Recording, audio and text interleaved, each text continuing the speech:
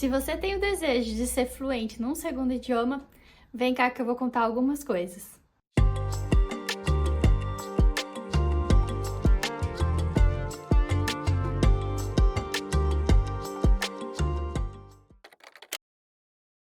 Se você é novo ou nova por aqui, deixa eu me apresentar. Meu nome é Tâmara, eu moro na Inglaterra há 5 anos e eu moro fora do Brasil desde 2015. Então esse ano tá fazendo 10 anos já. E eu já morei na França, já morei na Itália e agora eu tô aqui na Inglaterra, mais precisamente no interior da Inglaterra. E eu queria contar pra você nesse vídeo um pouco mais sobre essa questão de estudar um novo idioma, aprender, falar, ser fluente. Tem muita informação errada na internet sobre isso. A gente tem uma ideia de como que vai ser, mas aí não é bem desse jeito que a gente imaginou. Além de eu morar muito tempo fora, eu também tenho experiência com aulas, então eu já dei aulas de idiomas por muitos e muitos anos, tanto inglês quanto francês, já dei aula de francês e já dei aula de italiano. Eu também tenho um certo conhecimento em espanhol, que eu já fiz curso, mas eu diria que meu espanhol é zero.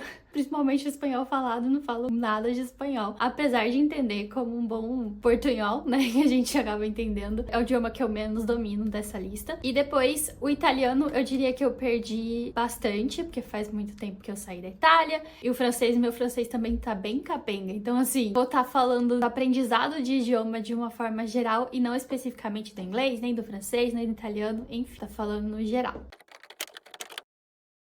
Não tô aqui pra te desanimar, só tô trazendo as notícias mesmo, então não me culpe por isso. Mas o primeiro item dessa lista que eu iria colocar aqui é com relação, que foi principalmente uma decepção minha, que é com relação a músicas. A gente acha que vai ficar fluente num segundo idioma e vai automaticamente aprender todas as músicas que a gente cantou errado até aquele momento. Ou todos os contos, frases e tudo isso, a gente meio que assimila depois, vai assimilando com o tempo, né, que a gente vai aprendendo, enfim. Só que não é uma coisa assim muito automática. Falo por mim. Eu dei aula de inglês por muitos anos e mesmo assim eu não consigo cantar as músicas. Primeiro que eu sou péssima em lembrar letras de música. Inclusive no português eu canto todas as músicas errado, não lembro as palavras, não lembro a melodia, o jeito que canta a música, enfim, eu sou péssima com músicas. Eu já canto errado no meu idioma nativo, quanto mais imagina só num outro idioma. Então o que acontece na prática é que as músicas que você aprende depois que você fica fluente ou depois que você tem um certo conhecimento, você vai aprendendo ela de verdade. Então você vai entendendo a letra e tal. Então é bem normal você ir assimilando e cantando corretamente. Mas aquelas músicas antigas que seu cérebro já gravou daquele jeito que você tava cantando errado, né? Parecendo um gato miando, você vai continuar fazendo aquele som de gato miando, tá? Então assim, bem improvável que dê o estalo lá no seu cérebro e você consiga assimilar e começar a cantar errado. Certo, aliás, cantar certo. Uma música que você cantou errado a vida toda. Principalmente porque a gente acostuma cantar errado independente do idioma. Então essa é uma primeira decepção aí que eu pessoalmente tive e que as pessoas costumam ter também.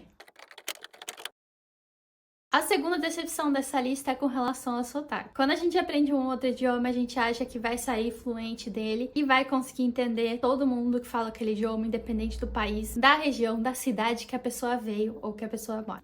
Não é verdade, não acontece na realidade. Existem muitos países diferentes que falam inglês, por exemplo. E o inglês dos Estados Unidos é completamente diferente do inglês da Inglaterra. Até na questão de escrita. Não sei se vocês sabem disso, mas o inglês tem variação. Os outros idiomas também, né? Mas tem variação ali de S e Z, geralmente. Aí, às vezes, a posição do R, que fica no meio da palavra. Às vezes, é do lado. Então, depende ali da onde que tá sendo falado aquele idioma. A mesma coisa acontece com o português do Brasil, o português de Portugal e o português de outros países da África, por exemplo, né? Que infelizmente eu não lembro nenhum agora, mas assim, existem outros países que falam português. Então, acontece a mesma coisa com os outros idiomas. Infelizmente, isso também vale para as regiões e para as cidades. Então, a gente tem bastante variação, dependendo do estado, dependendo da cidade que é falado aquele idioma. Vou dar um exemplo. Eu moro no interior da Inglaterra, eu morava em Manchester, eu fui viajar uma vez pra Escócia. Na Escócia, meu marido virou pro cara e falou assim, cheers, mate, que é como se fosse um obrigado, assim, que acontece em Manchester. Manchester. O cara, né, do coffee shop lá da cafeteria, virou e falou assim, vocês são de Manchester? Então, existe sim uma certa compreensão, mas vai ter certas expressões que são faladas em lugares específicos. Talvez eu não tenha dado um bom exemplo, que eu acho que ele ia entender de qualquer jeito. Mas, no geral, existe palavras, variações de palavras, dentro de cidades próximas. Manchester, que é colado com Liverpool, que é quase 1 hora de distância, existe muita variação de sotaque, muita variação. Então, às vezes, eles têm dificuldade de se entender. Eu já vi várias cenas assim, deles, os britânicos, terem dificuldade de se entender e eles morar, tipo, 1 hora de distância. Então, assim, infelizmente, essa é a realidade. E pode ser que seu inglês seja fluente e daí você vai parar em Manchester ou, enfim, uma cidade maior aqui na Inglaterra e você não consiga entender nada. Então, isso é bem comum. Eu não coloco Londres nessa lista porque, pessoalmente, eu acho o sotaque de Londres bem mais tranquilo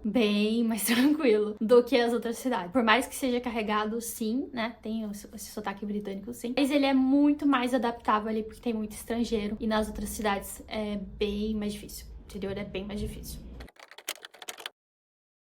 Terceiro tópico dessa lista é que você nunca vai estar 100% confiante. Nunca. Tipo, você pode até colocar no currículo fluente, mas provavelmente você ainda vai estar com aquele pé atrás de você não entender uma situação. Enfim, eu acho isso ótimo, acho isso importante, principalmente, né, como professora, eu sempre deixo o aluno entender que ele precisa colocar o pé no chão e saber que essa vai ser a sensação. Porque na minha visão pessoal, se você acha que você tá 100% confiante, você acha que você tá fluente, arrasando, muito provavelmente você não tá. 99% de chance você não tá. Quanto mais a gente aprende um assunto, mais a gente vê o que falta de ser aprendido, né? Então é isso. A gente vive num mundo onde as pessoas que falam que são especialistas, na maioria das vezes, na minha visão, são as que sabem menos. Então você não precisa dizer que você é fluente pra provar que você é fluente. Então eu não gosto muito disso.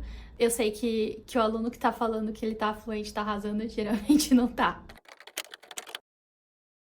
Próxima decepção é o seguinte, você pode ter o nível que for, numa situação de estresse, às vezes acontece de você não conseguir falar uma palavra. É bem comum isso acontecer e a gente tem que entender, vai acontecer na nossa vida, né, infelizmente. Situações de estresse, eu quero dizer, travar em entrevista, se acontece alguma coisa de saúde com familiar e tal, você ligar pra emergência, você viu algum problema na rua e precisou ligar pra polícia. Essas coisas, elas são difíceis de serem feitas, né, no momento ali que você tá nervoso, independente do idioma. Às vezes você é fluente naquele idioma e quando você vai ligar pra polícia, você não vai conseguir falar um A. Isso é normal, deveria ser normal, deveria ser entendido. Acho que isso é uma decepção, assim, porque a gente acha que quando vai aprender outro idioma, a gente vai milagrosamente viver sempre muito bem, né, falando muito bem, fluente e tal. E isso nem sempre acontece. Vou dar um exemplo meu. O marido teve um problema de saúde no ano passado, ele teve um desmaio e tal, uma convulsão, enfim. E eu nem gosto de falar sobre isso porque me deixa nervosa só de falar. E eu precisei ligar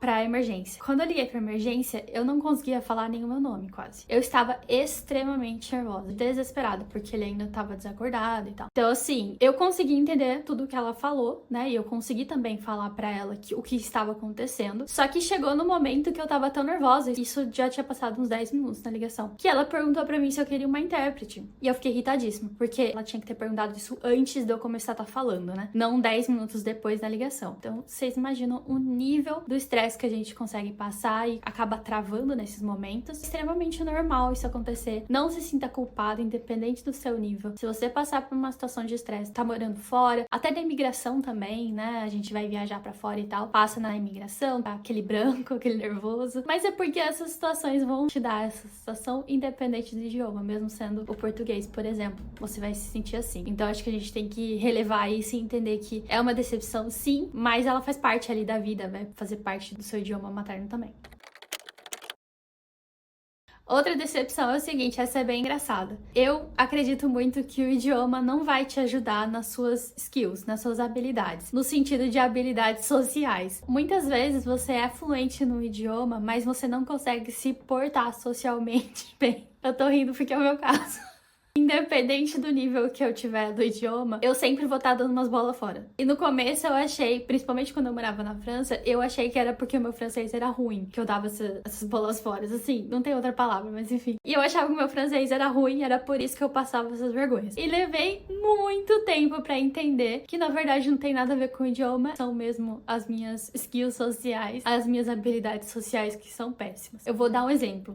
Eu tive esse caso com uma professora. Então eu perguntei pra professora se ela era solteira ou casada. A gente tava treinando, era francês na época. E ela virou e falou assim: eu sou viúva. Ao invés de eu falar, nossa, sinto muito, sei lá, eu virei e falei, nossa, a pior das opções. As minhas skills sociais, elas são horríveis, independente do idioma. Isso foi uma decepção pra mim, porque eu não sei onde que eu enfiei na cabeça que eu ia ser ótima, sabe? Que eu ia me comunicar muito bem. Depois que eu aprendesse um segundo idioma, terceiro idioma, enfim. E na verdade, não. Eu ainda continuo fazendo essas passação de vergonha. Esse também é um tópico bem parecido com o anterior, que é o seguinte: você provavelmente não vai dominar alguns assuntos específicos e as pessoas vão te olhar como se fosse o problema de idioma e não de assunto específico. Então vou dar um exemplo. Alguns meses atrás, veio um mecânico aqui tentar resolver uma questão com a máquina de lavar roupa e ele tava tentando entender o que tinha acontecido com o encanamento, né, da máquina, porque a gente quase explodiu a casa, né, enfim, tranquilo. A gente ligou sem querer o registro de gás, ao invés de ligar o registro da água para passar água na máquina. Teve esse pequeno problema, não aconteceu nada com a casa, a gente conseguiu perceber na hora, né, que tava fazendo caca, enfim. Mas aí eu precisei explicar pro cara o que aconteceu. O problema é, eu não sei explicar o que aconteceu nem em português. E ele olhou com cara pra mim como se eu precisasse de um intérprete, alguém para me ajudar a traduzir aquilo, para explicar aquilo e tal. Esse tipo de situação você vai passar para sempre na vida, porque a gente não consegue saber sobre os assuntos, não é nem questão de tradução. Muitas vezes você vai saber como fala cano, encanamento, gás, só que para você explicar o que aconteceu, porque você não sabe o que aconteceu, né? De fato, eu tô tentando explicar aqui, mas provavelmente errado. Mas pra você explicar para um especialista o que aconteceu num segundo idioma, sobre uma coisa que você não sabe nem no seu idioma, é muito difícil. Então, não ache que você vai estar fluente e você não vai passar por essas situações. Outra coisa também que acontece nessas situações de estresse, que você não sabe do tema, enfim, quando você não entende aquilo e você pede pra pessoa repetir, acontece muitas vezes quando a pessoa só fala um idioma, principalmente, que ela não tá entendendo o que você quer dela, né? Mas a pessoa acha que você não escutou e ela repete exatamente a mesma frase, por mais que uma vez. Então, isso me irrita muito, me irrita muito. Dá pra fazer só um vídeo só sobre o que me irrita. Me irrita muito porque a pessoa acha que você é surda ao invés de ela reformular a frase. Porque muitas vezes ou você não entende o sotaque que ela tá falando, ou uma palavra específica, ou ela junta uma palavra na outra. Enfim, às vezes a pessoa que tá falando errado e você não conseguiu entender e coisas do tipo. Isso me irrita bastante, a pessoa ficar repetindo como se você fosse surda. Espero que você tenha gostado desse vídeo. Tenha se decepcionado hoje pra não se decepcionar no futuro, não é mesmo? Me fala aqui nos comentários se você fala um segundo idioma, se você concorda com as coisas que eu falei. O que faltou falar também, que eu tenho certeza que faltou falar alguma coisa. Eu pensei também em fazer um vídeo sobre expectativa e realidade, porque tem algumas coisas, às vezes, a gente acha que vai ser de um jeito, daí é de um outro, né? Quando se trata dessa questão de aprendizado. Mas é isso, me deem ideias aí de temas pra vídeos, se vocês quiserem, que vocês quiserem. E a gente se vê no próximo vídeo. Esse também é um tópico. E daí você vê que a pessoa. Então é isso. Eu acho que a gente tem que